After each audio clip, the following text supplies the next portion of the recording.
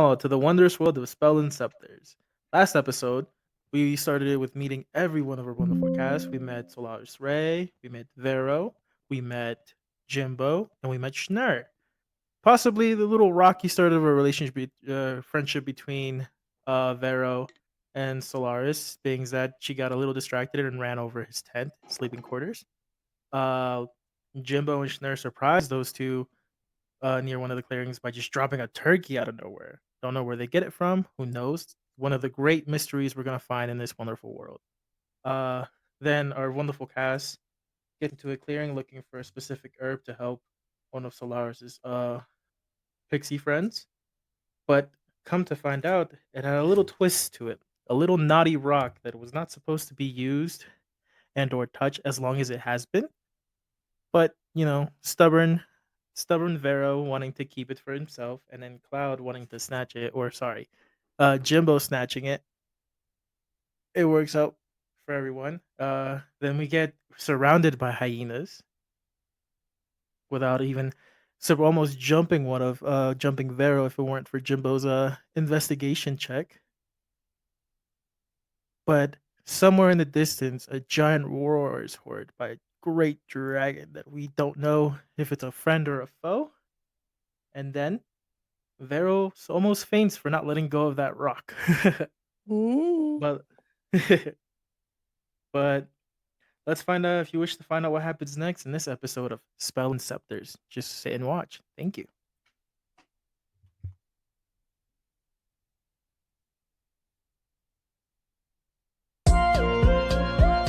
Nice intro there. Well,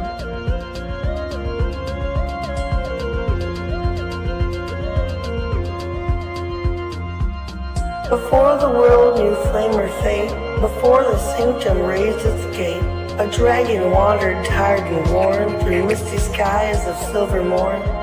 It searched for peace, a place to lie, beneath the glow of moonlit sky, and in a valley hushed between two gentle hills of twilight green.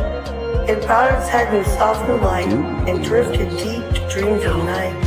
It dreamed of fire burning bright, of honor shining pure and white, of moonlit sacred, calm and true, of secrets old and wonders new. From dragon dreams the whispers grew, a hint of halls the world once knew, where mysteries danced in shadowed air, and magic bloomed in hearts that dare. That was the dawn of what would be, where five fought fate in unity. Their story closed, their watch now done, five voices fading into one. And so I speak across the yore, to those who brave what lies before. Oh, here born of flame or field, of moonlit craft or truth concealed. Step forth, past revealed. Come soon, your fate unsealed. For now the sanctum stirs to see what new made legends you will be. The dragon breathes the dream once more, a calling through the ancient door. Hero before the past is through, the tale now waits to open you. Take clues I've left the mist and dew. Seek what is hidden, chase what's true. For the sanctum keeps its promise still. In silent halls and moonlit chill, it watches all you choose to do. And it's long been waiting here for you.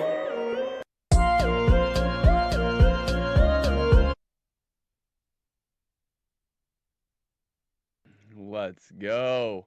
Thank you so much for that intro and recap, Savage. That was an awesome, funny and witty, quick, simple summary of everything that happened in our first two episodes. I appreciate you for that awesome recap there. Thank you for everyone else that is also joining us. Welcome in. We are now past our recap. The trailer has rolled, and we are about to get right back into the journey with our friends over here.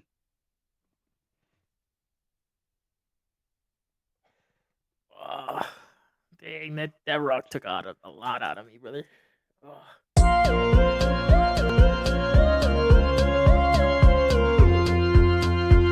a naughty rock. You still want it, Jimbo? You still want the rock? Yeah, I definitely still want the rock. That was the whole bargain. One of us gets rock, one of us gets stick. It's I like a mean, couple feet the over there. rock. You can go ahead and pick that nasty rock up. I'm gonna keep my stick. Yeah.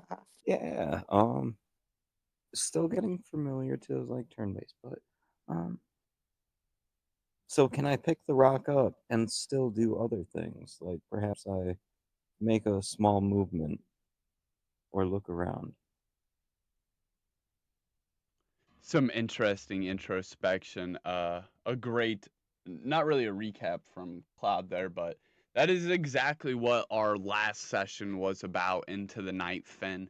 Really learning how to utilize a full turn and what all can be done. But to give you just a real quick recap of everything you can do in a turn while it is your turn, you can make one action. You can take a bonus action, which is usually thought of as the half equivalent of an action.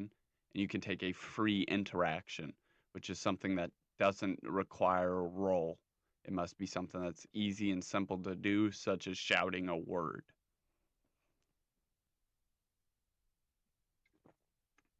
Yeah, so I would like to pick up the rock because it should be right there. Would that be a bonus action because I'm right next to it? It would technically be a free object interaction if this wasn't a magical item. Because it's a magical item, it does take a bonus action. You have to roll for it to not hex you every time it is activated. Right now it is deactivated, and without a roll, you could simply reach down and attempt to grab it, but your hands would pour through it, much like somebody that saw a mirage in the desert thinking it was water as the sand rifts through their fingers. You'd be in this state of long incensed hysteria as mere moments for you has actually been days. The way that the stars align in the sky above you tonight, none of the constellations that were here before on the night of the equinox are present. I will tell you guys that each of you will gain all of your cantrips back, but you have not benefited from any form of rest. Almost as if, as we left, you guys have been in place thinking about these things, thinking about these desires, or thinking about these things that are in front of you. And that will lead us into our session where I actually have a question for you guys. This is a question I've waited to ask. How many of you guys touched the bramble vine? The one with the big thorns that I said are too big to poke you, basically. I think everyone but me, right? You touched the leaves. I touched the leaf. Yeah, but Okay, yeah, so you it's the picked one Nerve with the and rock. rock. Off of, Okay. I thought you meant the one that captured Cloud. yeah. It's the same one. What? It's the same one. Oh, That I touched that it. I was in a epicenter. backpack. I was gonna All say of that it. epicenter. We all touched it. I Yeah. wanted to say I Yeah. didn't because technically I didn't touch it because I didn't even get a chance to even go down and pick up. Like my skin did not make contact. It was my boots. True. Cloud touched the True. rock Oh, it was within that just bramble. me. Jimbo touched the rock within that, and then I touched the rock after him, but it wasn't in True. that area. And then when it I became was in a him backpack. engulfed in it, Schnurr was touching him, trying to pull him out, and I was dragging Schnurr. So But is that I just could touching roll for the sleight of epicenter? hand if I need to, but I feel like I didn't touch it. Well, that is up to At you least if skin you to want to skin? attempt. No. If you want to attempt to make the roll. You know what? I'll do it.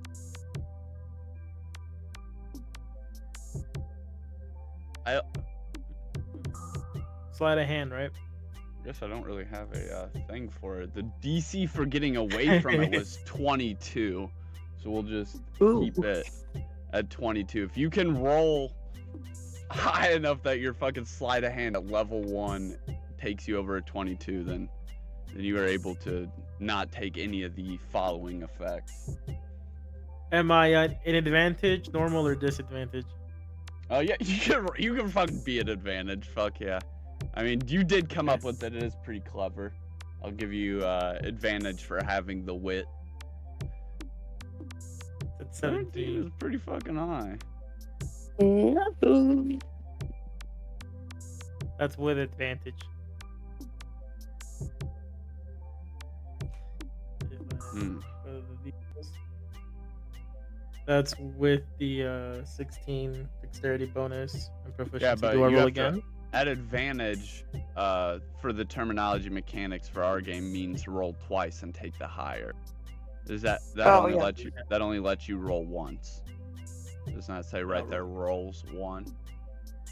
Mm-hmm. Yeah. So roll again, and if you roll higher, you might outdo that, and then you get to pick which one you want to go with. That's what advantage is. You're rolling and taking the better of two rolls.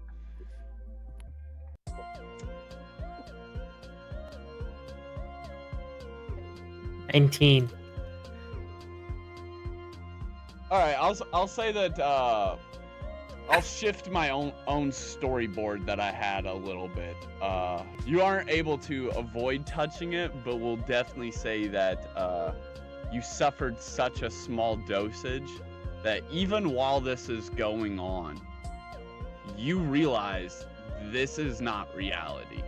Whatever is happening right now is not actually happening.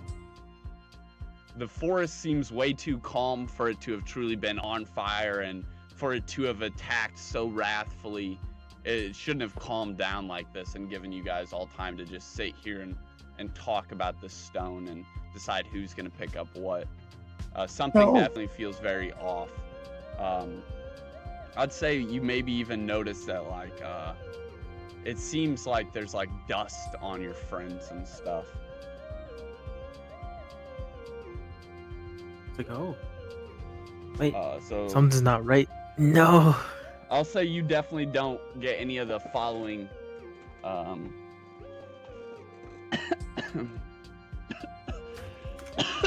I guess the best way to just roll with this naturally is to just go into it. So, for each of our following friends that did make an encounter with this root that was basically here to teach you guys how to utilize a full turn, you guys are going to receive a somewhat lucid dreaming state where it feels like you're there acting it all out and you're actually doing it, but it would actually be a dream. Of these dreams,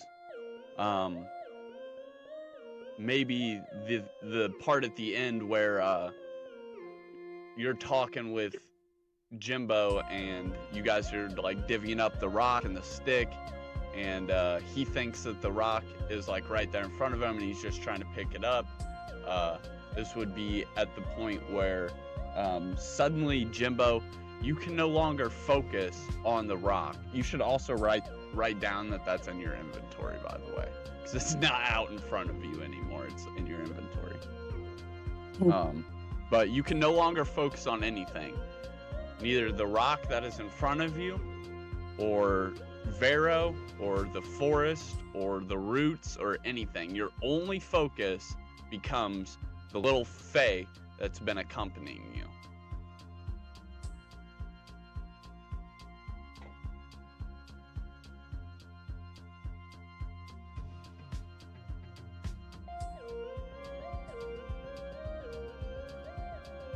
Well, I guess, Schnurr, what should we do with this rock? Too crazy. Alright, so we'll stick it in our pocket, and I'll go about 15 feet forward. All right, so you again attempt to like pick this thing up, your fingers just kind of like passing right through it.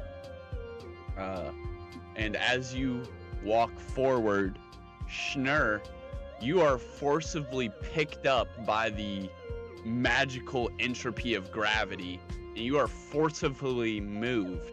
Congratulations, Cloud. You have now earned our first ever legacy feat. You're going to want to open up your notes for this. Okay. Cloud, each legacy feat is supposed to reflect someone's individuality and their creativity. That was hard to do for you because you wanted to include someone else in yours, which makes it really hard for your individuality. But I think I made it happen. And all the clips that have been playing all week talking about how busted this has been has just been, it's been so hard to keep my mouth shut while we've been working this out. But I just took some of the information that we have done from the new Familiars Guide, and congratulations. This is our first ever legacy feat. It is called Carry Me. When a companion is climbed upon your shoulder, you can both move together and you may piggyback off of their initiative. So as long as you basically want to pick her up, she can move as far as you want to move, and it happens all in one go whenever you decide to move. Not only that, but whenever she rolls, like for initiative, you can automatically piggyback off of her and be right behind her in initiative at all times. Oh, that's pretty cool. Yeah, because that's your person you're carrying around. So you're like carrying around your fairy. You're like, go ahead, set up my attack, and then they set up for you, and then you go. But you have to take whatever she rolls. It doesn't work the other way. So say you roll a 20 for initiative, and she rolls a 15, you have to wait all the way until it comes around to her, unless you want to take your turn for your 20 and then have her take her turn whenever she comes up. That's up to you guys though. But it works only for you to piggyback off of her, so you can directly put yourself in initiative behind her at any time you want because you're carrying her around. Okay, so real quick here. So she's right with me, and I moved 3 blocks forward, so she's still chilling with me, right? And Yep. she's also moving. So that's the detriment to her. And my detriment is if she rolls a 4 initiative. Yeah. Okay. Yep, That makes exactly. Again, that's a legacy feat. It's called Carry Me.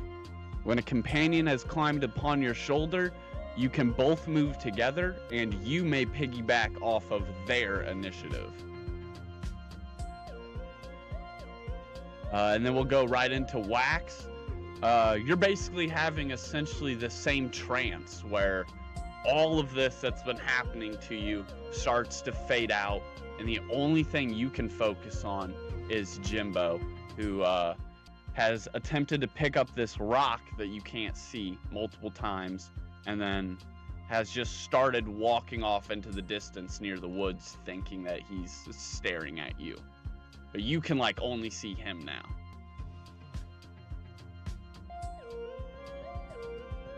Well, I'm going to go ahead and move after him to try to block and stop him.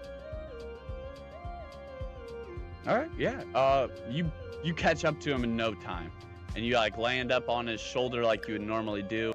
Jimbo, your head whips and turns as she perches on her shoulder, and the mirage that you were seeing kind of vanishes. Your two dreams interlock, and Wax, you unlock your legendary or your legacy feat, which is called Mounted Battle Mage. When legacy feat, Mounted Battle Mage. When being carried by a companion, you may substitute your bonus action for any main action at half level unless it's level 0 or 1.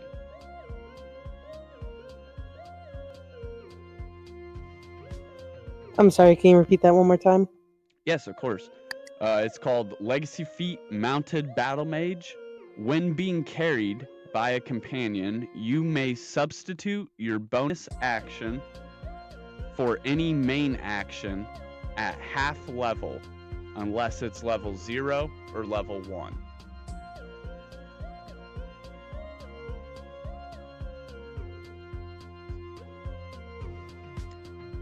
Okay.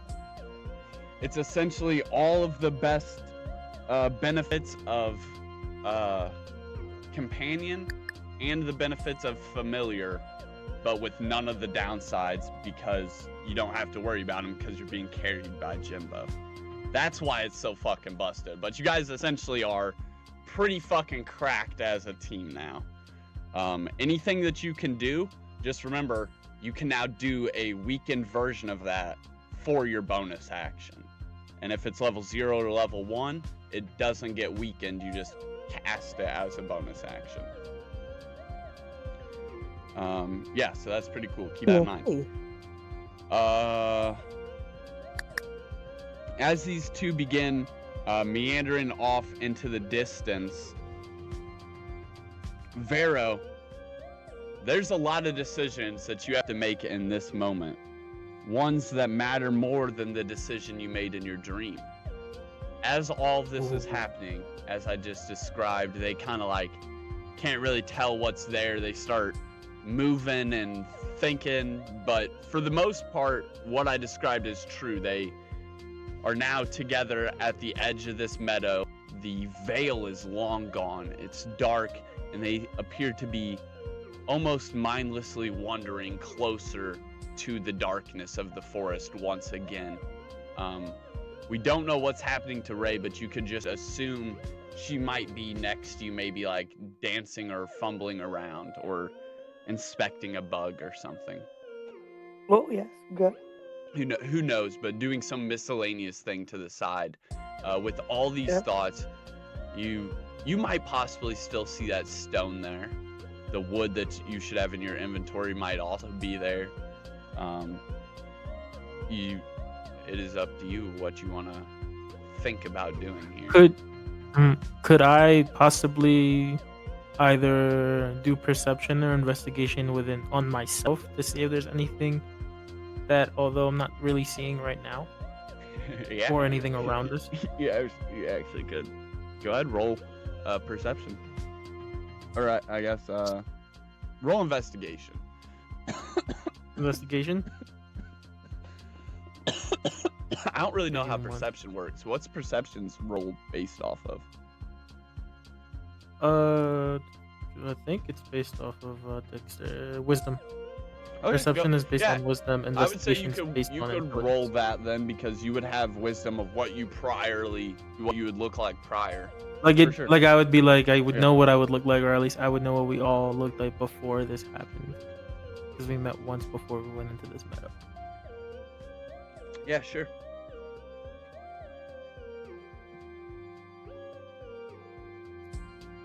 Damn.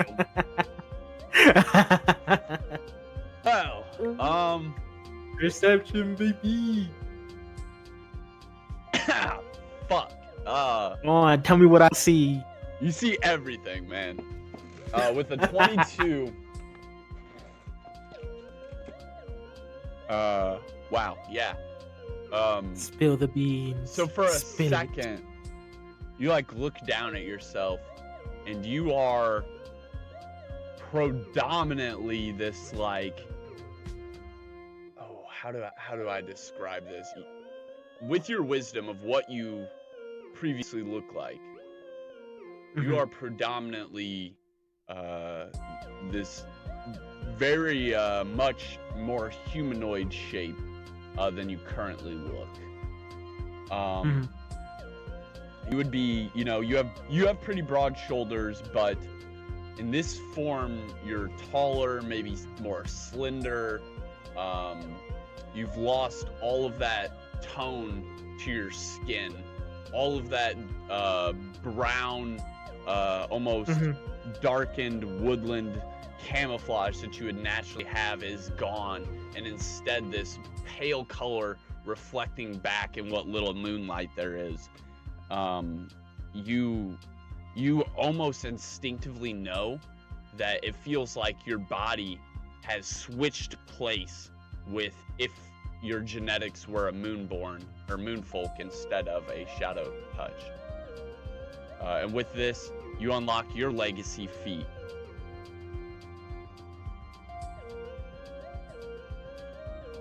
This one's called Two Sides of the Coin.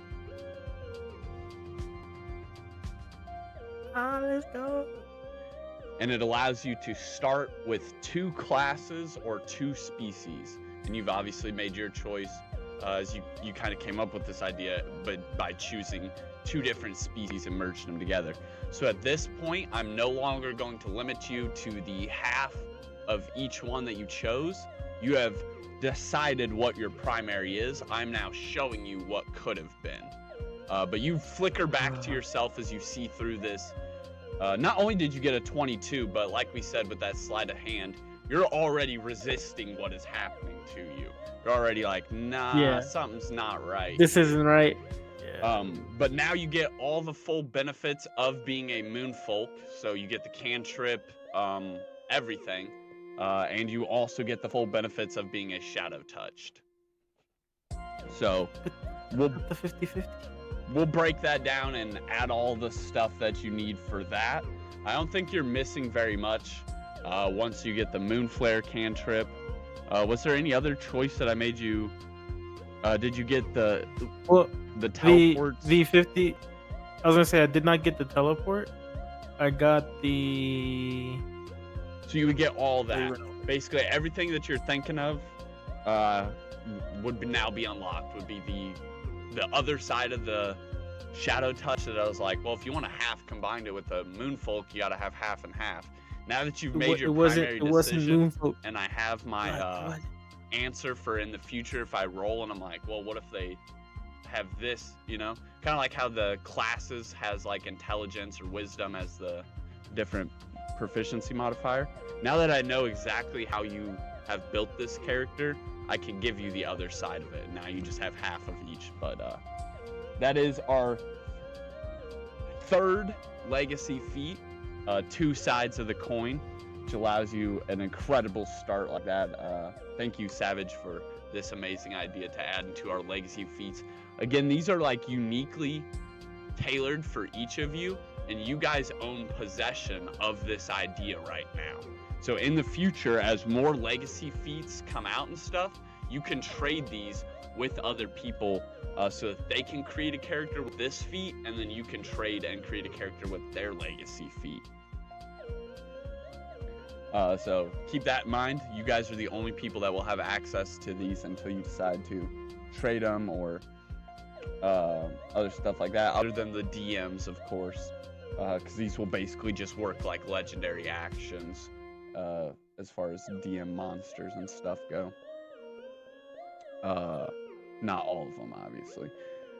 And then Ray, we get to yours. All right. Yours is a little bit different though, because you don't see this field at all. Oh. No, you see what is a field at first, but eventually is filled with these stones that fall from the sky, perfectly cut cubic squares of this giant white marble. And as it like locks into place, concrete structures start falling and forming around it. And it's as if you're viewing a time lapse of this castle get built. And this castle gets built, and then these even bigger towers around the side of it get built, and they start moving. And as they start moving, this giant tree in the middle grows up, this giant crescent moon, bright white-leaved, darkened oak, thick, strong-looking tree erupts in the middle as this courtyard begins forming around it. This courtyard adds elegance, style, class, society begins forming in the etchings of all these bricks as this castle with these towers that are moving begins establishing in the world. You see buildings one by one popping up in the distance as an entire city begins eventually to surround this place.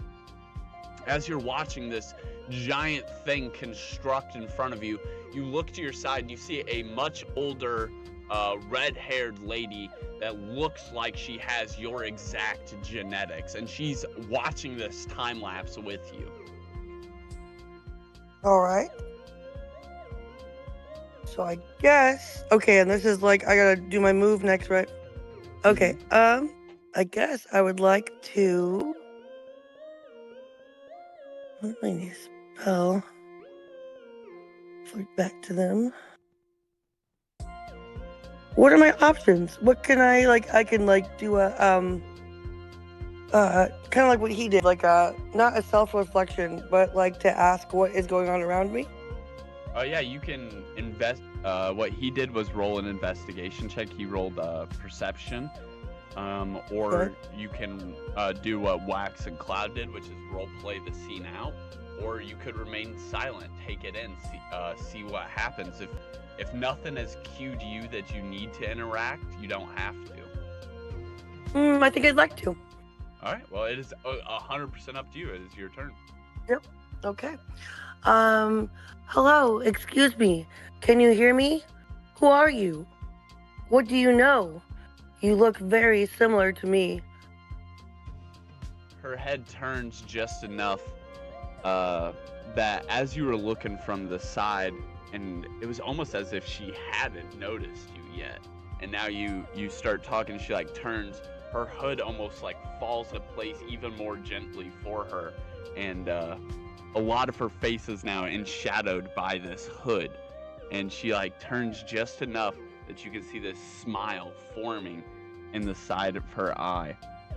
The town around this giant castle is almost fully built, and off in the distance you hear what almost sounds like heels on stone. Clock, click, clock, click, clock, click, clock, click, clock, as it gets closer and closer, and she turns her head away from you and she responds, "Just watching." Her voice is older and bristled, much older and bristled than you would think from what her age actually is. I would say you could probably clock her at maybe 40, but she sounds as if she's maybe 50 or 60. But she turns back to continue watching this school be built, and then you hear a voice that is familiar. Her head turning the other way, almost in anticipation of this voice. Okay, now I would like to do an investigation. Go ahead and roll. Would you like to roll investigation or perception? What's the difference? Perception uses your wisdom modifier and is your knowledge of things that you know. Investigation uses your intelligence modifier, and it is about things that are around you. What key details do you pick up on? Okay, I would like to use my wisdom guy. So would I roll a d20? Yep. Just like before, you just go to where it says your wisdom out on your character sheet and click it. Yep. Wisdom. The black one or the gray one? Black one. Did I do it? Yep. Yeah. Oh no, that's a wisdom saving throw. No, you just want to roll wherever it says investigation at. Investigation. Might be in skills. Oh yeah, on abilities. All right, let's see. Skills. Investigation. Oh, well, that's right. There we go. Oh no. Looks like I got no. Why is it Savage? Do you see that? Why is it saying she got a 16 but then modifying it to a 2? Yeah, what's up with that? That could be that she's rolling with either a disadvantage or because that minus down one is the disadvantage roll. Yeah, don't And roll a then if you do disadvantage. plus, I don't mean to. so it would be here, and then You watching? skills. Yep. What is she rolling for? Investigation check? Yeah. Just normal. Don't make sure it's normal, not advantage or disadvantage. Okay, Just so normal. investigation. This part? Oh, here we go. Normal.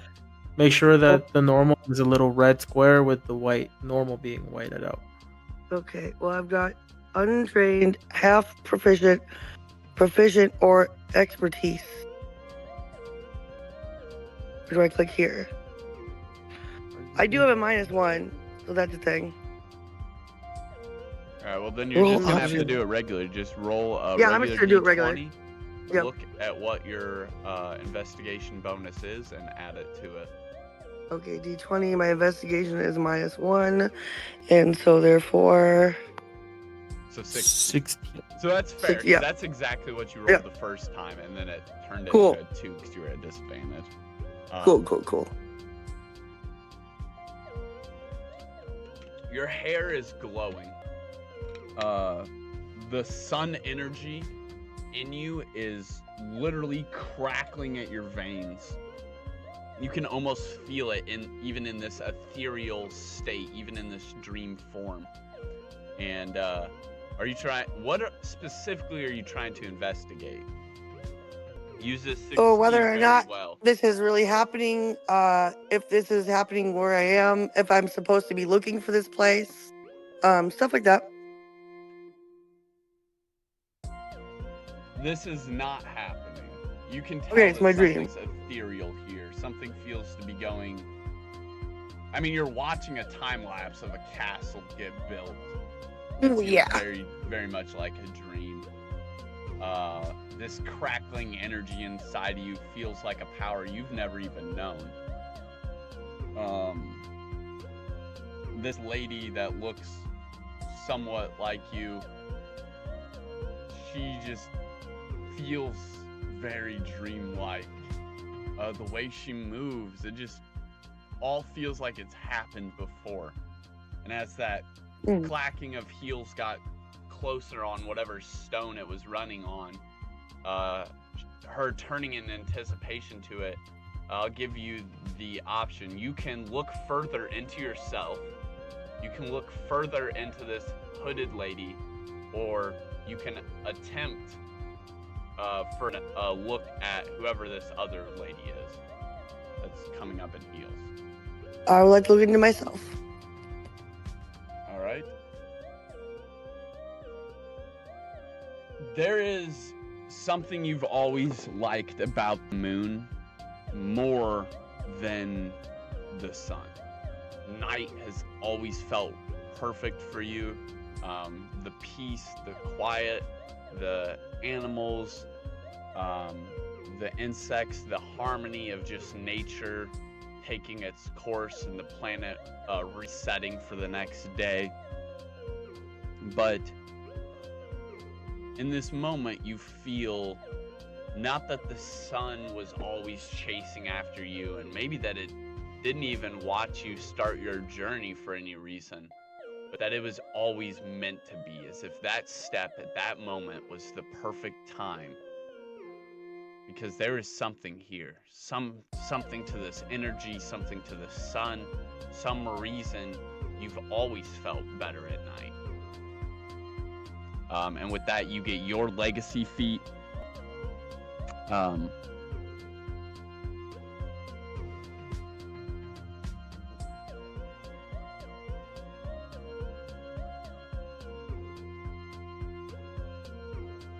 Your legacy feat is called a legendary founding, and it allows you to start with basically any of the following can apply. Yours is a little bit different, but we'll go into it. You can start with a rich family, a very fortunate upcoming background, or you can start with a family that would have heritage at Mistvale Sanctum. Heritage.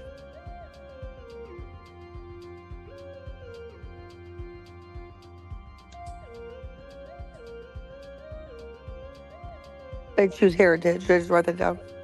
Oh no, it's already been chosen. Yeah. Go ahead and write. Yeah, go ahead and write that down. No, this is something that's given to you. It's already been kind of like worked out. But yeah, it is heritage actually. So good choice.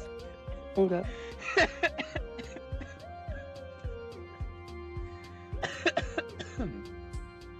I tried to work out something for you guys for all the lore you gave me and an understanding of how you guys wanted to play the game.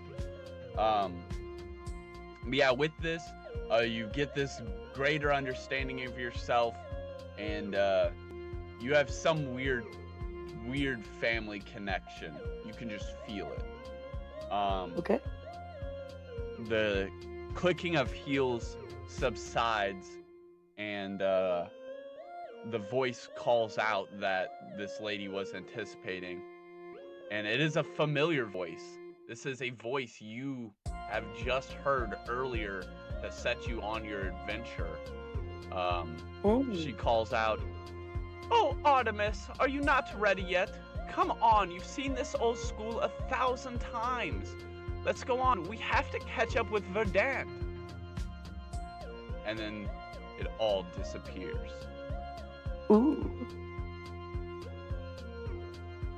And that is the voice of the lady that was in your head the night that your pixie friend became ill and told you the antidote was the sun petal bloom. It's sun petal bloom.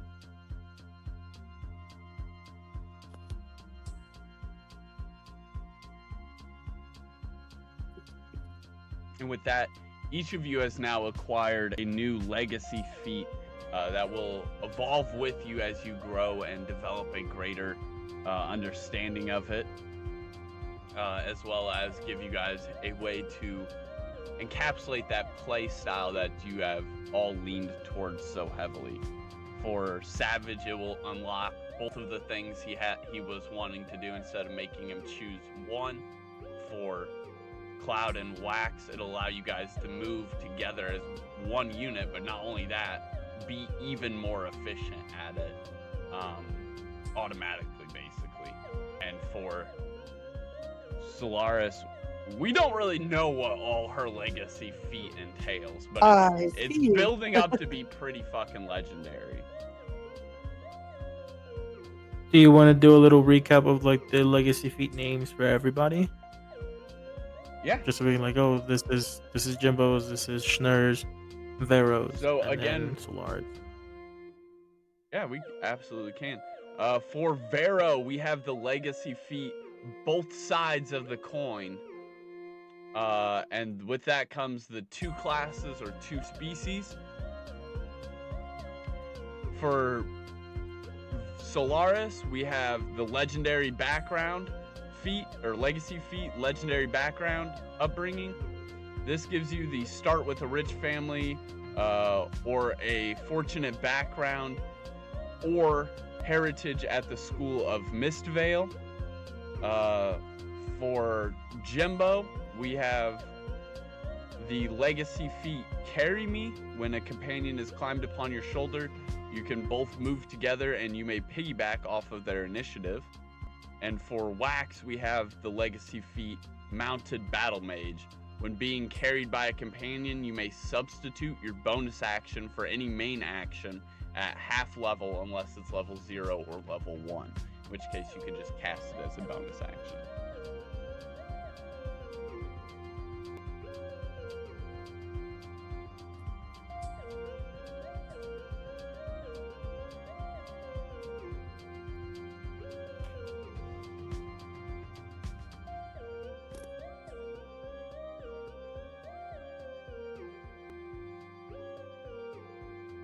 And that brings us in to all of you guys having these different dreams, but this moment collides as all of you start realizing something is just not quite right here. Jimbo and Schnur, while you guys may realize that something is going on, the closer you get away, the less you would have an ability to do anything about it. So that's up to you guys what you want to do.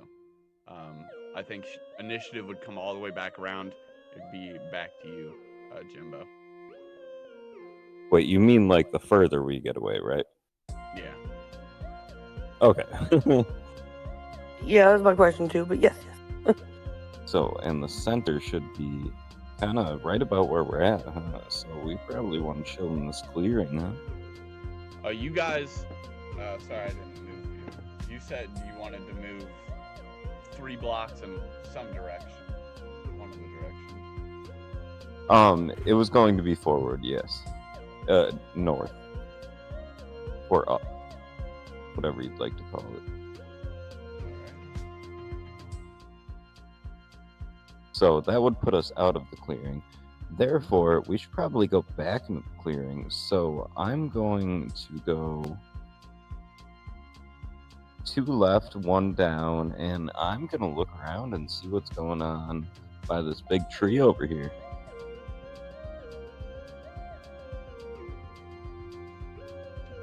So I would roll for investigation, right? Yeah. All right, let's do so. And that is a intelligence check, not a wisdom check, right? Yeah. All right. I do believe. I don't know. I get +2. Yeah. Yeah.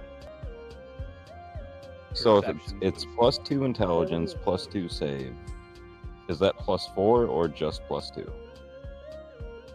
Or It's not +2 a to save, either so or? it's Yeah. +2. Okay. So I gotcha. So yeah, let's roll that d20, huh? A save would be, say something's trying to trick you, and I gotta see if you're able to, you know, tell if it's lying or not. You'd be able to roll a perception save, right? Something Yeah. like that. Yeah. Uh, And then intelligence that? is something on your own, or the ability is on your own 18, yeah. initiative, correct? Yeah, so as you move forward towards that big tree, there's like these giant roots that are growing out of the tree, and you're like looking around, investigating everything, taking it in. I'm guessing that she's probably still on your shoulder at this point now that you guys have this legacy feat. Yes. Did you guys know that we can also shrink the icon? So now we could technically have you guys. Now we technically have you guys in the same space. Oh, that's so cool. As if she was on your shoulder like that. So now you guys can actually move together. And as you go to walk, Schnur, you notice there's a giant fucking root that he's about to trip on because he's like looking at everything and investigating it. But before you can even say anything, he notices it because he rolled so well. But he doesn't notice in time, and his foot just glides right through it. And both of you like see this at the same time. This shit ain't real. So I think we can conclude that the area is either very distorted or perhaps cursed or in a different time. Huh? Yeah. Can we look around some more? And we look around some more? Yeah, because now I guess, well, it's you're supposed to piggyback off her initiative, but this is more like a role play scene, anyways. Yeah, it could now be Schnur's chance to take a roll to look around and see what's happening. Alright. Which roll am I doing? Perception for wisdom, and that's like what you know about yourself, and intelligence would be for just like to look around at the environment. We'll do that one. Well, roll intelligence. Very nice. And I'll say that, you know what, these two roles get added together because you guys are working as a team for this role play. This does not work in battle. Only for role play. You guys are both looking around together, kind of assisting each other, even though you didn't directly say it. You're essentially doing the same thing, helping each other out. And with a 28, you would be able to remember how earlier you saw two different U's for a second, or no, you didn't see it. Jimbo did, so never mind. Schnur, as you look over, like back towards the middle where Savage and Ray are like standing, as you look back towards the middle over there, you see another cloud sitting down on the ground, a small campfire almost built in the middle in front of him, but not currently going. And that is what you see. So now there are two clouds. One that you're riding on the shoulder of, and one in the middle by it, where everyone else was, or sitting down by this campfire that's not lit. And Savage, for your turn, since you rolled so well, I had to kind of disguise what you had seen for a second. As you work this out, as you like figure out what this could possibly be, it's like kind of like a dream. There's kind of things that you're thinking about popping up. You look over, and your body is also sitting down next to this campfire in front of Cloud's body, and it's like right next to you. So it'd be in that.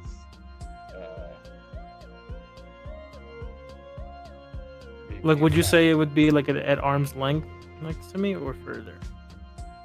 Yeah, it's like right there. Roll a perception, because maybe like it looks like me, but I want to see fully like if there's anything off of it, like if it's like it's not my right skin tone, it's not my right outfit, like stuff like that. Can I roll for that? Yeah, I won't make you roll for it. It looks much more like you than you currently do. Actually, the bodies are the only thing that don't look ethereal and dreamlike. Ooh. Okay.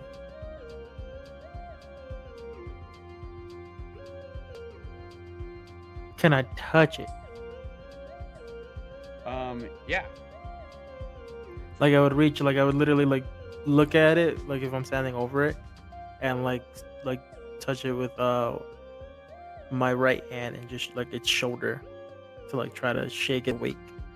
Yeah, you do, and like the moment you make contact with it again, you like it like bursts back to life, sitting down there, and like all these memories come back to you. You and Cloud, you were going back and forth. It was getting cold, it was getting dark, the moon had gone, it was storming. You guys were like, let's build a campfire. We haven't eaten forever, and then boom, you can't remember anything.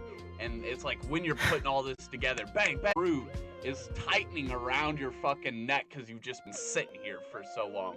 And just like Solaris's bag has begun to slowly wrap around the back of you, climb up you like a grapevine, and go right after the neck, almost exactly like that stone did. And it's easy to break because these are pretty small. It's like from the baby one that you guys ripped this stone out of place from.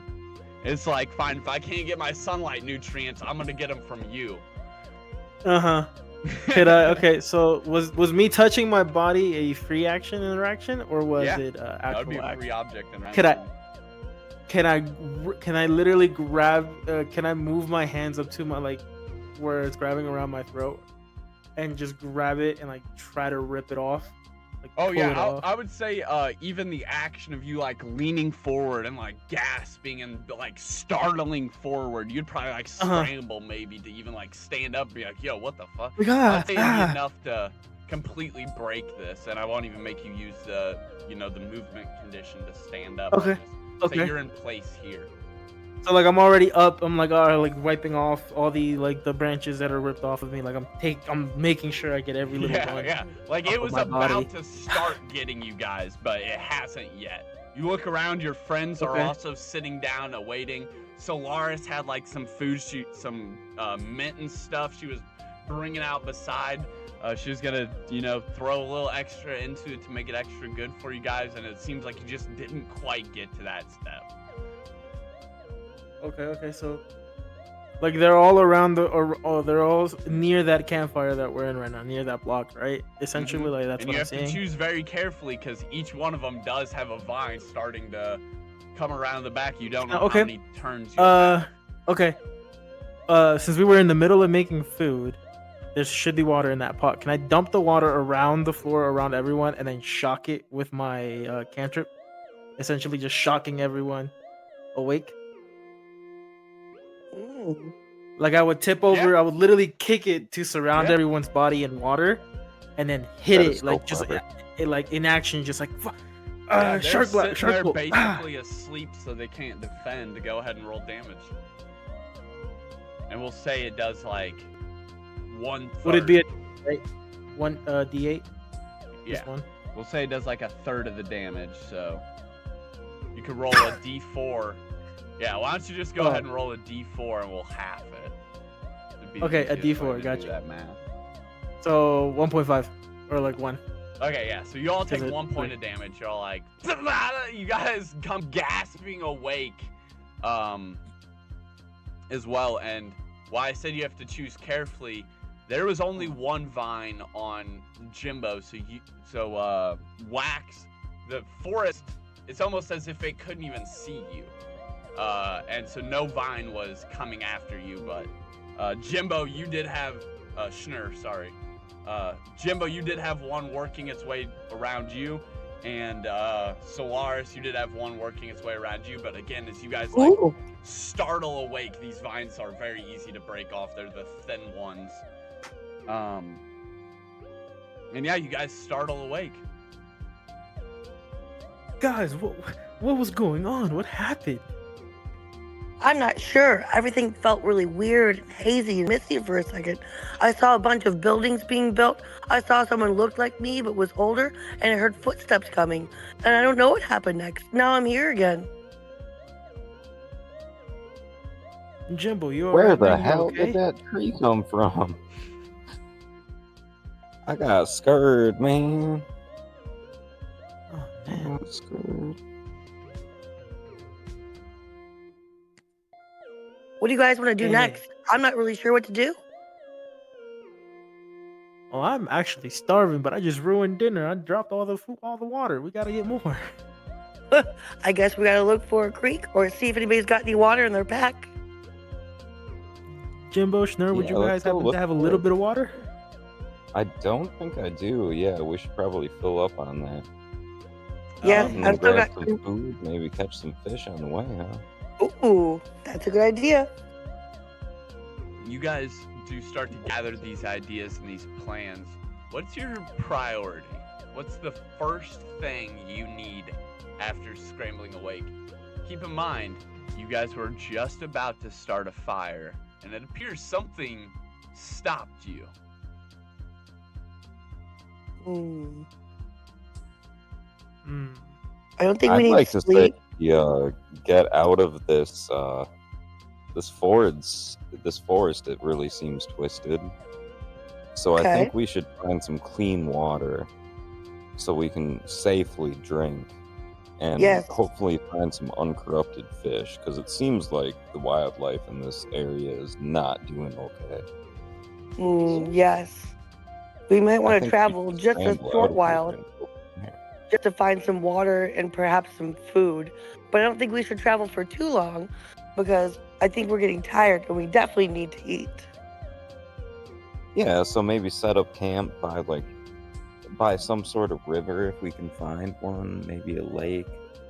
I And agree then with just that. get rested up, get our needs met, and then go from there and get our heads straight, because it's been a bit of a foggy adventure.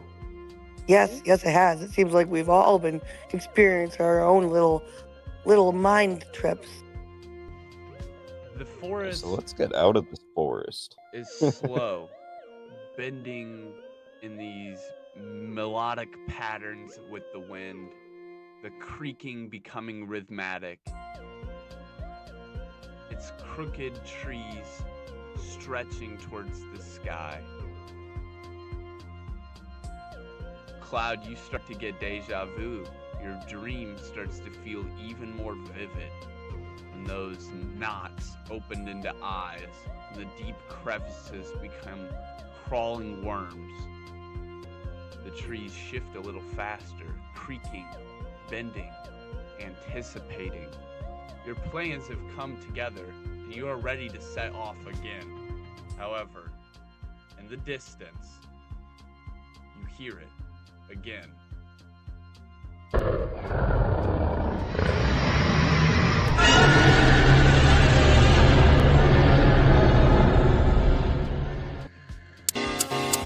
Oh, no. An echo Well, I guess sounds we need to like move on. wind. We gotta pack up camp then, don't we? roaring force of nature. will each of you please make a wisdom saving throw to see if you are reduced to a knee? No. Oh, yes. Let's do it. The DC is 32. At normal advantage or disadvantage, brother? Since you're a party, I'll say that you guys aren't like scared thin. You might be able to all roll it. We'll just say you roll a collaborative one. So just roll it regularly and we'll add all your scores together. A D1. Yes! Savage We got nat 20, baby. Savage starting strong. Mm. Rolling a D what? That's past 32 So- right there.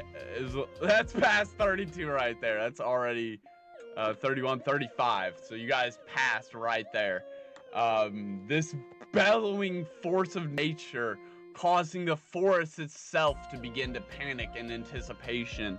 But you guys are able to somehow hold your bearings together as a team.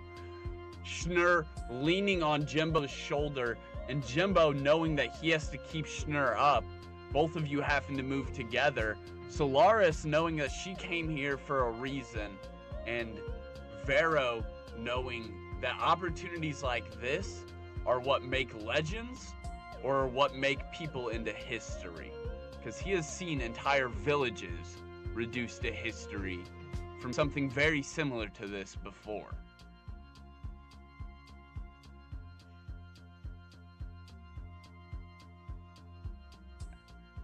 Who wants to take point? Okay. So as you So, guys leave, who's right gonna be now- the person that's like at the front, like scouting, basically? I volunteer as tribute. You did smoke a 20. If you want to like role play it out, go for it.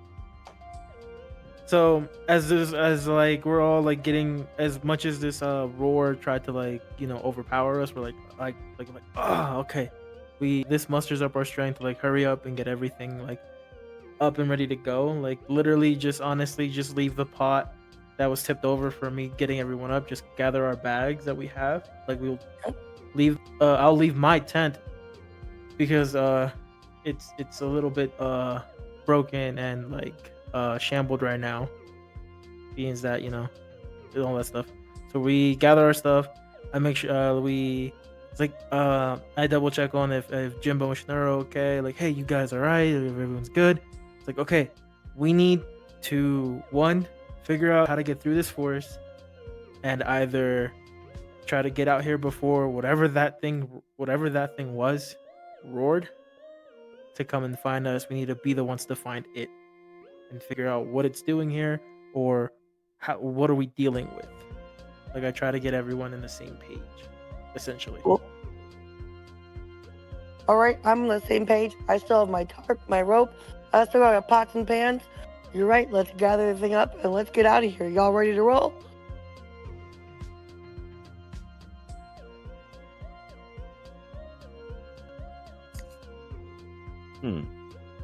Like ready to go. So, like, you know. we have a consensus on like what we might think the best course of action is.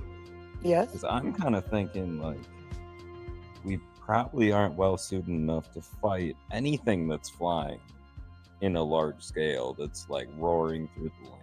I think we need a little bit more prep, probably. Yeah, not I quite. want to go for it. I'm on board, but a little bit scared. So we fighting or we running? I didn't want to say run. Not run, Yeah, but I like think we making we our at way least gotta through. get, like Yeah. healed up and rested and all that good stuff. Yeah, we need rest and we need food, man. So Okay. I think we The potions that you guys have are. It was a quick question for the DM. The potions that they have, the health potions, would that restore them, or would they we would actually need an actual meal or actually like a small rest? Would it restore health? Yes. Any other benefits? No. Well, I would say if anyone has any health potions, take one, because you guys did take one hit of damage from your Okay. health because I shocked all of you. Okay. And I just want to be at tip top health if we do run into anything. So we each need to use a small healing potion, one of our 3 that If we got, but we need to roll a 1d4 to see how good they are, right? What I Yeah. can Yeah. So it's say all is one when of you mine is when you just a drink a free healing potion, potion, you don't and have we to gotta roll for roll. Now, it. one of You yours is mystery. We know you just that. add 2 to your health, and then you roll a d4, and whatever that d4 lands on, you add that to your health as well. Okay. So 2d4 for your average Oh. health potion. Huh? One of my health and roll a d4. D4. Okay, I got a 2. So I get a 3 total. Yep. So you can Okay. restore up to 3 points of health. Well, let's do her.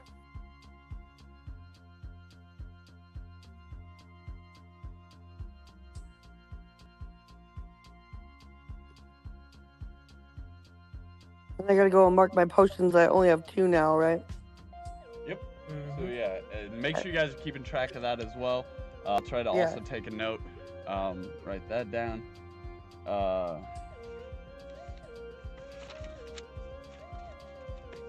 So we just took 1 damage, right? Yes. Yeah, but I don't know what everyone's health is looking like. I don't know if it's like at 8. I don't remember 10. either. I don't think anyone's been I in don't- any form of combat.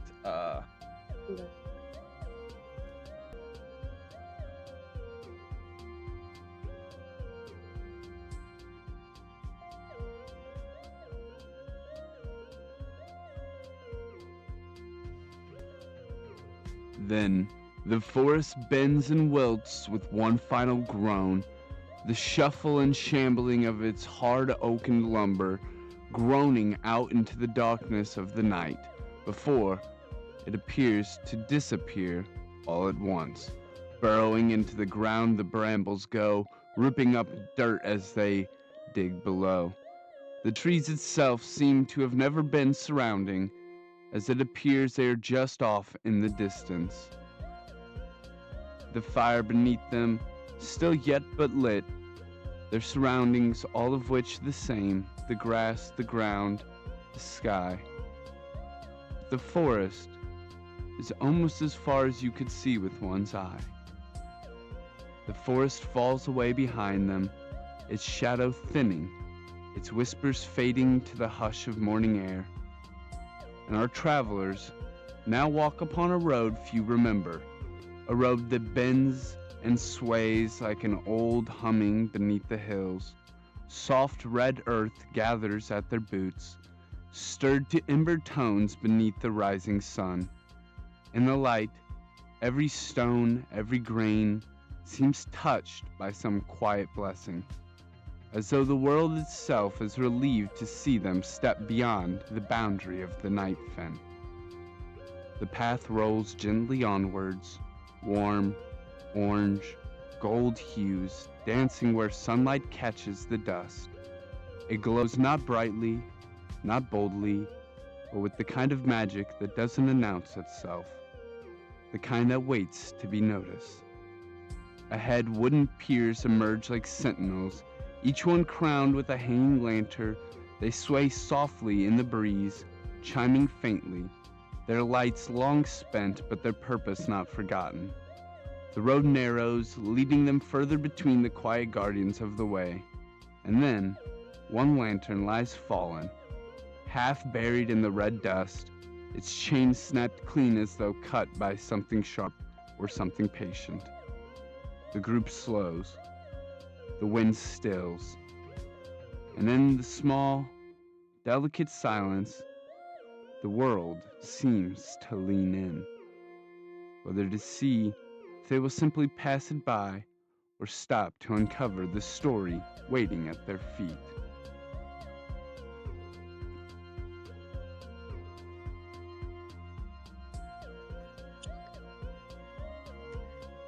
Oh, we should redo it. Did you get the coin flipped, Cloud? Oh. I don't know.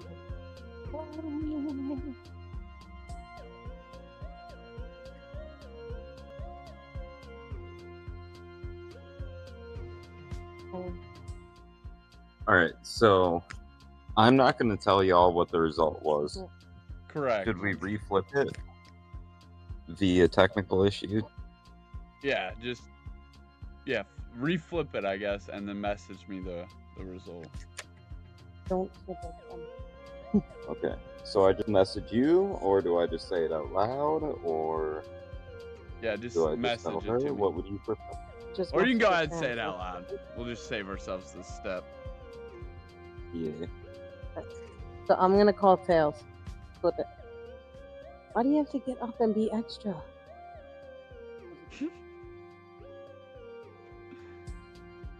So I was just like, I'm just He's gonna do still it my trying to way. flip it.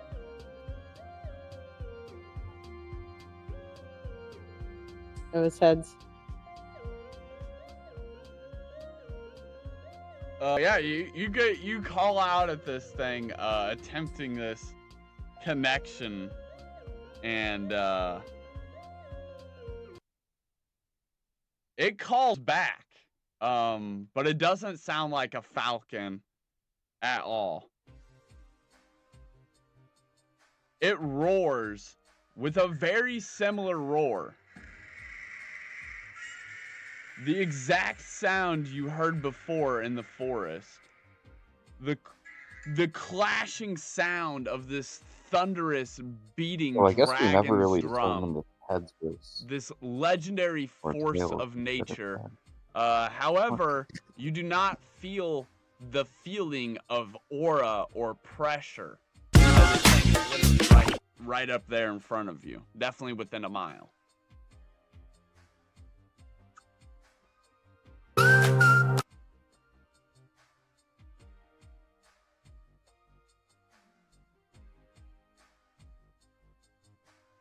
And with that, I didn't fully cut your last part. Had some headphone issues.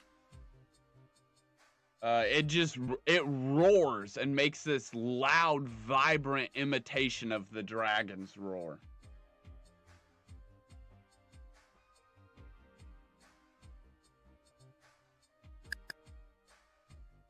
Can I still try to talk to it? Yeah, you still do have a free object interaction. You can still shout or anything. You just can't perform a roll. Right. Can I shout at it to try to get to come towards me? Yeah. You can shout at it anything you would like. Hey, yo, big old falcon, get your ass over here. As you shout, yeah, you're like, get over here. You can definitely see it like cocks its head, like it's recoiling, like she can't. Is this Faye real? They're questioning if you're real, not, you know. Definitely a weird look on its face as it cocks its head. It's up there, kind of circling overhead. And then that brings us to Solaris, your turn in initiative. Hey, so You have let's this see here. lantern floating in front of you with this wisp inside of it. Yeah, I'm real interested in that lantern. Am I close enough to pick it up? I mean, it's floating directly in front of you. You'd have I think I to, wanna you'd actually have pick it to up. wrestle to grapple it. It is a living thing. Okay, yeah, let's do it. It's just using the lantern, much like a hermit crab does. Yeah, I wanna pick him up. I'm gonna touch him, give him a little pokes, maybe some pats on the belly. How do I do that? You, it is technically undead. It is a spirit, but I don't think that has anything that prevents it from being animal handled. Yeah, go ahead. You can roll animal handling using your nature modifier if you'd like. Yeah. All right, So just I'm going to roll- do it like roll a d20 and then add it, right? Yep, and then look at whatever your nature modifier is. Okay, so d20. So a 4. Man, I get low stuff these days. A 4. Okay, let's see what my nature handling is here. Let's look. I think my nature handling is what, +2, right? Let me check in my other, right? My Tori, my see? Skills and tools, no, right? Nature handling is something we wrote down in the beginning, right? No, you just look at your skills. It should be one of your skills should be called nature.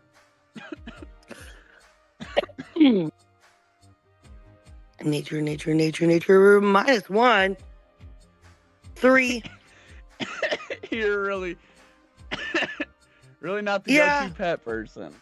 I guess not. Yeah, you tried to make this animal handling save and make a. Now I need you to roll a wisdom saving throw because you said you wanted to pet it. Kinda, yeah. It is literally a wisp of fire in there, so I'm guessing you want to touch like the lantern part. Yeah, I guess I want to pick the lantern up and be like, "Hello, fellow." You know. Yeah, get nice and zoomed in on that. Yeah, thank you, Savage. So I'm not gonna actually make you make a wisdom saving throw then, as long as you don't touch the actual wisp itself.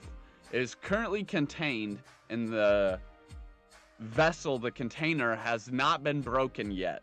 It is living inside of it like a hermit crab lives inside of a shell. So you can technically pick this thing up as of right now. Yeah. I don't want to use my little voice to say hello, fellow, so I can pick him up and say hi, buddy, or something. Make a see what he does. Perception check real quick. Okay, so perception. Where is my perception? Okay, my perception is gonna be a +1, so I'll roll a d20 and add 1, right? Yeah. Yeah. Okay. I gotta go back and look. Okay, so 16 perceptions. Yeah, you see a mirage of movement behind you. And this thing actually doesn't look like it's going to be aggressive right off the bat. It looks just as confused as you were when you found each other. All right, we're on the same page. This dude that was standing over there against the tree has now used shadow step and teleported twice to directly in between Vero and Jimbo. All right, and is that my turn, or do I have walking? Can I walk, or I'm done, right? Yeah. And that brings it around to the Wisp's turn. Nothing. 20 feet. Perfect. Yeah, so those are gonna switch spots. Oh. As instead, he's gonna do the shadow change maneuver and swap spots instead of shadow stepping.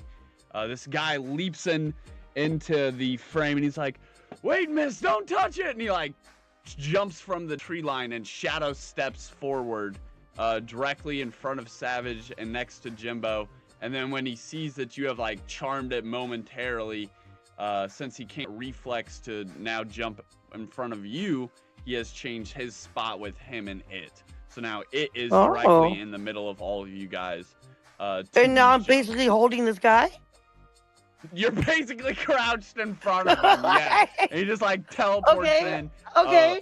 Giant plated steel, really, really tall, but the armor doesn't quite fit him. Like it's definitely way oversized. As he like steadies himself, the helmet slouches forward, and you can hear an audible thud as the back of the helmet into the back of his head. But he appears very sturdy in this armor though. It's just very, very big. But it is about average size. I'd say he's about 7 feet. And that would take it around an initiative to the Wisp, which was going to attack, and then it got reflexed. So then it would be back to the top of the order. Jim. Okay, so this dude hops in front, tries to like swaparoo with the Wisp, correct? He Mhm. does And it. he's in Yeah. decent armor. Mhm. So the question is he trying to help, or is the Wisp trying to help? But I feel like the Wisp is trying to help, so I feel like I gotta kind of... Could I like interrogate and or intimidate dude a little bit? Yeah, you absolutely could. Roll an intimidation check. And To that would intimidate be who? based The Wisp on or the strength, guy? right? And role play it out. Hmm? What do you say?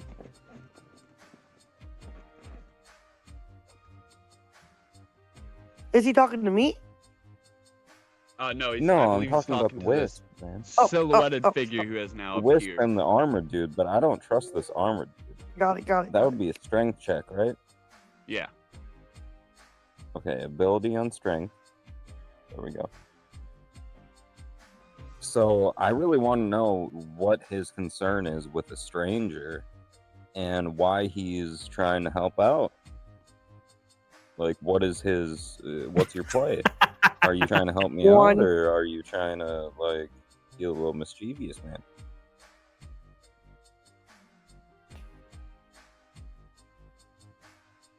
Your words echo out across this kind of still and silent, awkward battlefield. The wisp inside of the lantern even seems to pause its rattling as it spins around and looks. And his helmet is like sloshed forward, so he like takes a moment, stands upright, and like centers it back.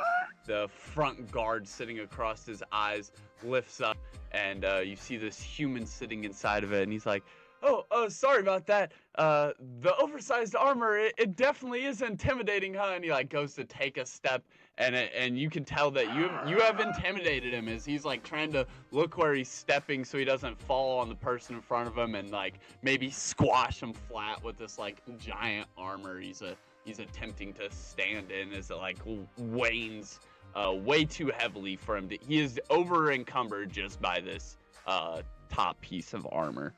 Hence the need to teleport to move around. But, however, you cannot intimidate the giant falcon in the sky that, because you cast a target at its owner, it can cast a reciprocating check back, mimicking exactly what you did. Fair enough. So the eagle is going to now the falcon is going to now try and intimidate you. That did not So he's like, make noise? I'm just here looking around. I got some business that I'm doing for this guild, and then the falcon hollers back, almost sassively replying, with a 12. You hear this booming screech of the falcon's actual voice. This like screeches through the air, almost like the sound of a Chidori piercing. This bright, vibrant call as the falcon mimics your attempted target to its companion. Sorry, man. I'm unfamiliar with the place. It seems like you're pretty unfamiliar with the place. You don't really seem too comfortable in your own armor, so hopefully your bird isn't trying to eat me. Did you roll to defend that we have a good time?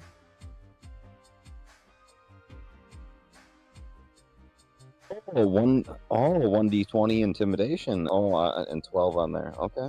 Yeah. No, that was from the bird. +4, so that's a 16. So strength check. So right, strength check? Yep. Okay. So yeah, roll for it. Oh, pretty close. But the falcon also has 4 strength, so that's a 16. Oh yeah, so not really close, like at all.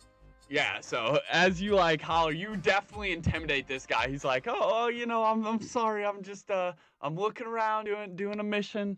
And the Falcon's like, "Who are you talking to?" As it's just So circling I just around up above. respond. Oh, Go ahead. and I'm just like, I mean, basically what I was thinking to start with, like, hey, I ain't trying to make no enemies. We're just in weird places at weird times.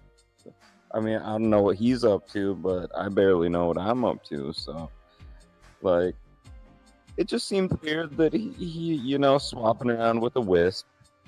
You'd think that, the wisp is probably there for a reason. So we don't know that yet. No judgment to be passed here. Yeah, you've definitely intimidated him, and with a great response and a follow-up too. What an interaction back and forth. And you guys have this moment where this interaction continues just in your head as you're like mentally gauging each other. However, that does take that full turn from you guys to have this interaction. So now it is to whoever is next in initiative. So this would be happening alongside him, like teleporting in, and now you're like intimidating him, and then the conversation, the Falcon screeching. As that's happening, this would be happening alongside of it. It is Vero. Can I try to intimidate the wisp? Yeah. Essentially, try to like either like you said, the wisp was spiraling inside the thing. Yeah, Like it's spinning it's or like something? bouncing around like a mime does Yeah. when it like puts its hands Can up I, with invisible walls. yeah, can I intimidate it to like hey, stop, like to make it like stop moving, and then like It has already what, and then calmed ask. down. It is like watching the Oh, course of events as you are correct and in how that about action would succeed. However, passively by intimidating an enemy, he already intimidated this. Jimbo already intimidated this wisp, so it is already under the status of then can like I intimidated.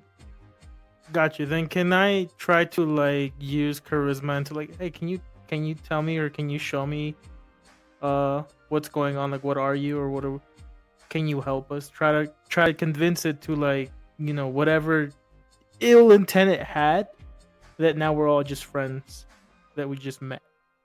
Can I do that? Yeah, roll Can I just charisma. Sure. awesome.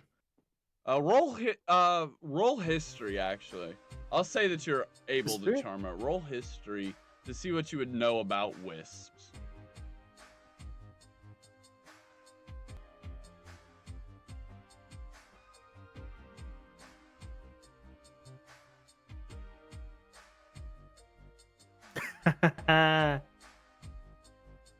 Yeah, wisps are essentially some lost wanderer's soul that instead of reincarnating or passing on, has stuck around and chosen to be a light for other adventurers.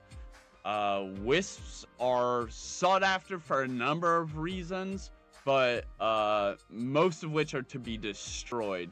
However, a blue wisp is rumored to be able to reveal truths that are hidden by dark magics. Almost kind of like how the Shadow Veil are able to use or the Shadow Touch are able to use that eye to look just behind the supernatural veil and see like what odds and ins and outs there are going on. This wisp actually illuminates things like that around for its companion. That's what the history on it is. But it's very rare to see a blue one.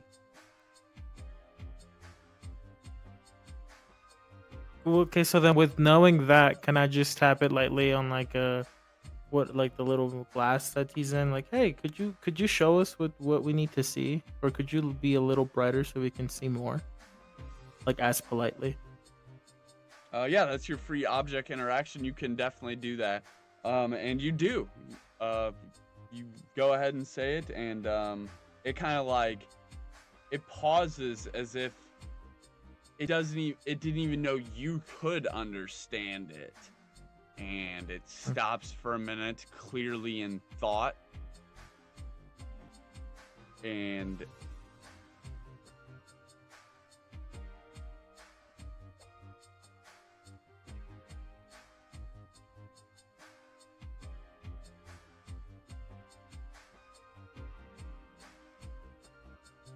are you guys all? Is this gonna be like the party mascot?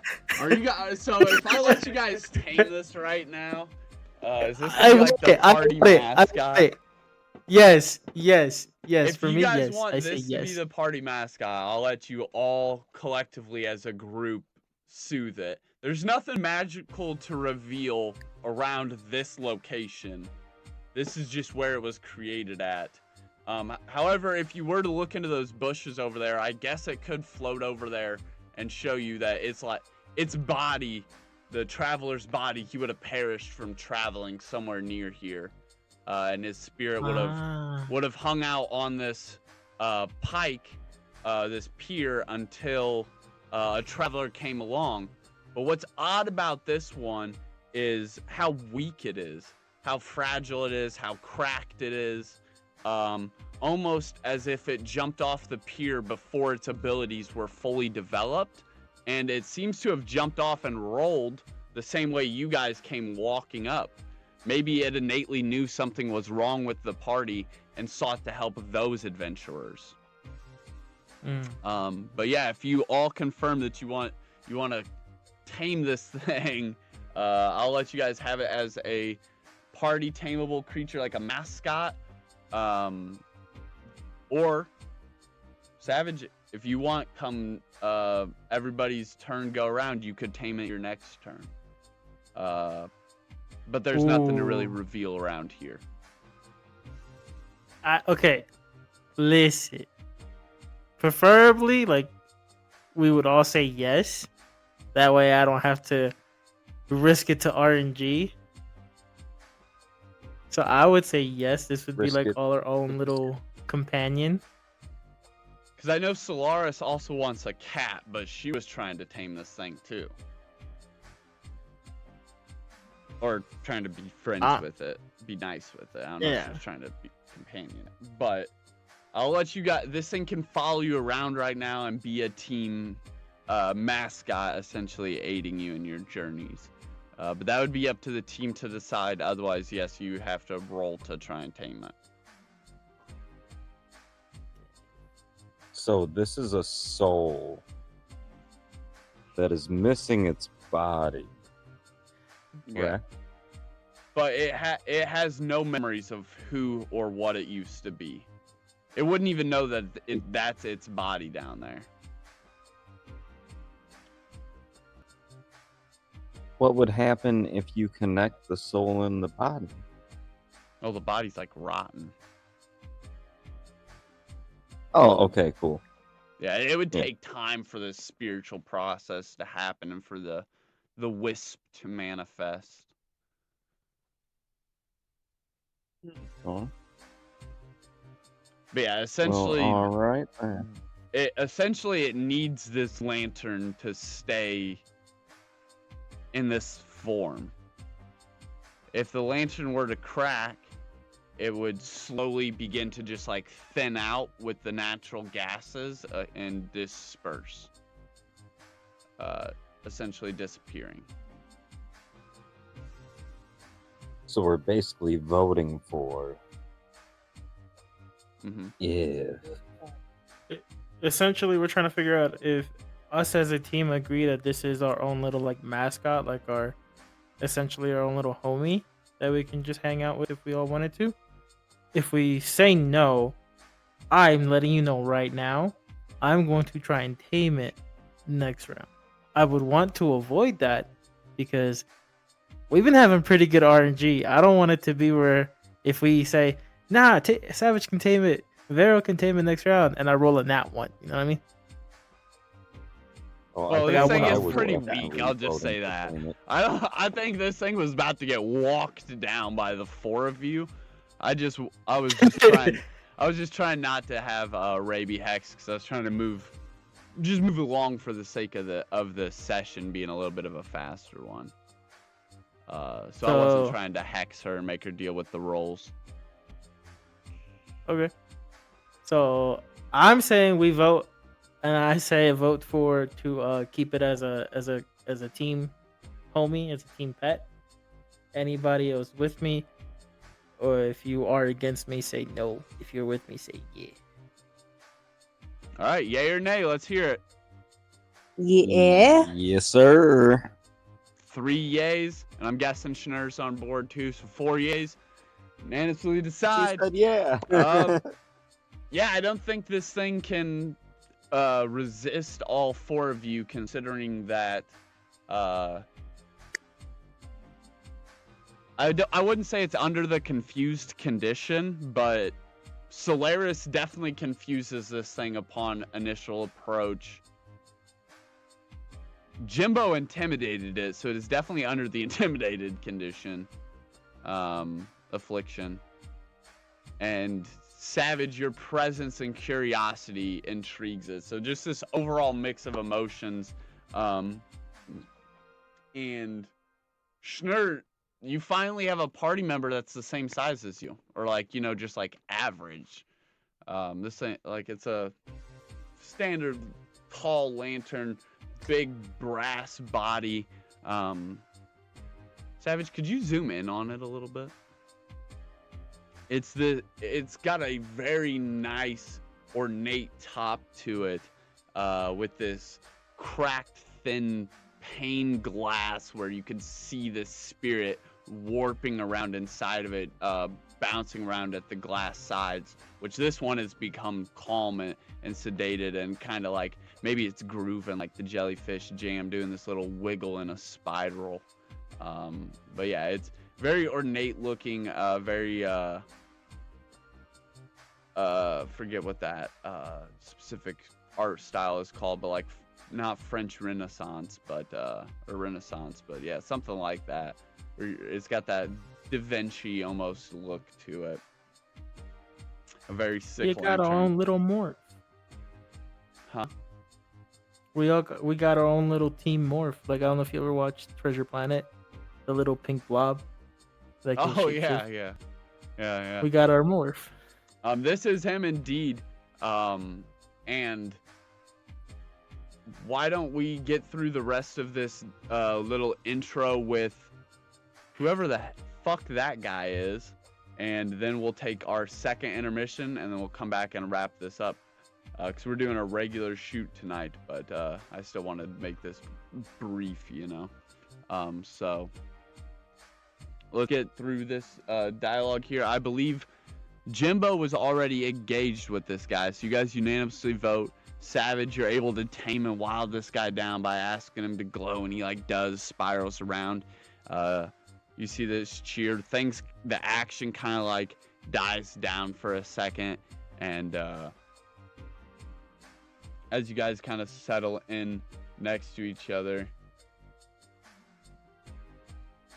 we'll say. Guess while this is happening, I'm like, while we're having that conversation, I'm slowly cleaning and like fixing little things on the lantern. All right. Yeah, you Like, can start polishing it and cleaning it up in the meantime.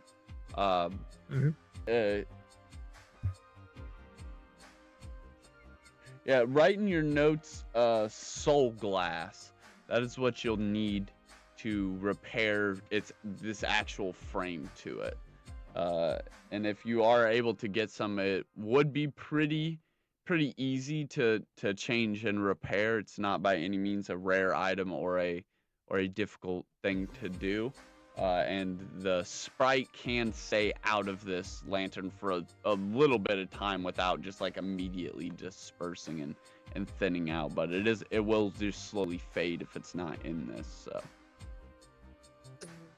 I would like to ask the stranger, even though my charisma is not great, what he has to do with said wisp. uh, he had his hand on the hilt of his sword, nearly about to draw, as if his next move would have just simply been to step past Ray and slice through this thing. But now he is kind of relaxing, sitting back, still keeping his hand on it, because you are a rather troublesome looking crew, wearing clothes from all around of known distinguished, like nobody knows you. So this guy would have no clue who you are. And he kind of like leans back just a little bit, but follows Solaris up with the rest of the group to where you guys are essentially surrounding him at this point. And the armor's still clanging as he does. And then once he sets into place, he again has to set the helmet back up and rise the visor so that he can see out of it. And he's like, well, we mainly destroy them, you know. That one seems a little odd, if I'm honest with you. I don't think I've ever seen a blue one before. His eyes shifting as he examines it over. The falcon up above makes this weird call, though, chiming in, and he seems to look up at it. He's like, oh, that is true. We do have work to do. I don't really know if I got time for this. He looks your party over again. He's like, say, where do you guys come from?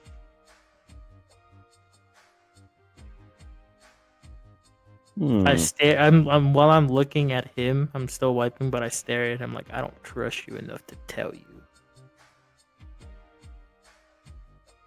Like I don't say nothing, but my look says that as I'm polishing the lantern. Here, I'm going through notes here. I just want to make sure he doesn't seem like a very nice guy. How do you reply, Jimbo? Well. Okay, so who all has a turn after me? It's your dialogue right now. You and him are directly in conversation. Like you're just talking to the guy, because he's like, you asked him and stuff like that. So he was asking us like, where are we from or where do we come from? You can go ahead if you feel like you can tell him, like, oh, well, me and Schneider are from yada yada yada. I'm just gonna look at him, like. I'm kind of either thinking coax him into like leaving or being a homie or something. Probably just leaving. I don't really like this guy. Or just trying to like make him. I know, probably get him to leave. Because he's got that scary ass bird, right? He does have that scary ass bird. But Schnur thought the bird was cool. Schnur flew up and talked to the bird. And it didn't do anything. So it didn't respond in any mean fashion. It replied back to you, and you had it has the ability mimicry, which is what we've seen it doing when Schnur interacted with it. It was mimicking that dragon for some reason or another. And then when you intimidated its companion with the mimicry, it can cast it as a bonus action if you target its companion, which is the guy. So since you targeted him with an intimidation check, this thing could do the same thing to you and try and intimidate you as a bonus action. Also, remember, we heard that the only reason that bird pops up is if there's a hero nearby. So that dude could possibly be the hero, in a sense, or be related to the hero. So it's not like they're bad people. It's just the bird didn't mess with the vibe we were putting up. Or trying to intimidate his homie. So he basically defended his homie. And the bird definitely seems in charge of the two. This guy is clearly following the bird. Yeah. Could I potentially cast like? So Ward would help protect the Wisp, correct? Yes, if you touched it, So which you were I could within range. potentially cast ward on the wisp and then try and persuade our little armored fellow here to leave it alone and ensure that he's not trying to murk it Okay. in one turn. Your hands glow with this bright light as a sense of feeling and protection comes over you. And as your hand reaches out, kind of in front of Savage, as he's holding this little wisp, like polishing it, as you stand like kind of to the side, the two of you now on each side of it, overlapping it. You guys are the shield. Your magic manifests how? How does this ward cast? I would like What to is think that it's kind of like a shell on the outside of the wisp, protecting the lantern by which it's encased. Yeah, that sounds pretty badass. What kind of shell? What's it look like? Maybe some sort of ethereal glow. All right. Yeah, that sounds badass. A nice ethereal glow radiates from you as you charge up all the magic you can muster. Ward is level 2, so you have one spell throws slot one. left. He sees you enter this defensive state, and he kind of like now almost uses his tall armored stature to assert less of an intimidated stature and more of an intimidating stature. His armor finally lines up, the plates chunk together, and instead of feeling like they're leaning against him, they're finally leaning with him. And in this moment, as it is one of the last moments before the sun finally dips, I see that you guys are from not around here. Please, I know that I am just a stranger, but let me escort you back to my campsite. I was looking around for something important for my guild. I can't just go around talking about it, but I promise, I mean you no threat. My eagle up there, he's searching for a brave hero, and he has led me this far. If you guys would let me lead you to my camp, I can take you to somewhere that is a little more safe. By your magical abilities, I would say you guys have the capacity for much more than just wandering through these woods. Have you ever heard of the Mistvale Sanctum? And that is where we will call it for episode 2, The Road of Destiny. Thank you guys all for tuning in. We have just begun as the road has entered into the picture, and we have left behind the pictures of the past. What once was in the Night Fend is gone, and again, our team has not found a chance to rest or mend. The night quickly approaching, a new stranger named Heimdall has announced himself and has offered to lead them to safety. He offers to take them and their lantern all the way to his camp just up ahead. But from there, will they be able to reach Mistvale Sanctum? We'll have to tune in next time on episode 3 if you guys want to find out. And please make sure you guys check us out in our live stream over on Twitch with the host Big Blunt Johnson. And make sure you guys check us out over here in the audiobooks. Thank you guys if you guys are checking us out on Spotify, iTunes, Amazon, or wherever your podcast can be found. We appreciate you. And make sure you continue to stay tuned, hit that follow, and leave us a review, because we'll be back. Stay wild, stay weird, and keep your spells prepared, because even though the Night Fen is behind us, there are many dangers ahead, and this tale has reminded us. Until next time, my friends.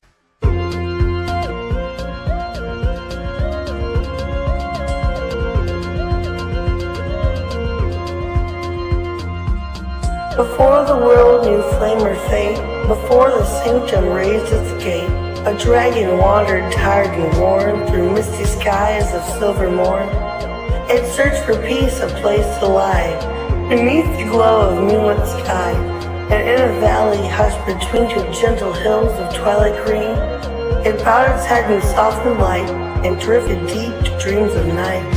It dreamed of fire burning bright, of honor shining pure and white, of moonlit sacred, calm and true, of secrets old and wonders new. From dragon dreams the whispers grew, a hint of halls the world once knew, where mysteries danced in shadowed air, and magic bloomed in hearts that dared. That was the dawn of what would be, where five fought fate and unity. Their story closed, their watch now done, five voices fading into one. And so I speak across the yore, to those who brave what lies before. Oh, hero born of flame or field, of moonlit craft or truth concealed, step forth, past revealed, come soon your fate unsealed. For now the sanctum stirs to see what new-made legends you will be. The dragon breathes the dream once more, a calling through the ancient door. Hero before the past is through, the tale now waits to open you. Take clues I've left and missed and do. Seek what is hidden, chase what's true. For the sanctum keeps its promise still, in silent halls and moonlit chill, it watches all you choose to do, and it's long been waiting here for you.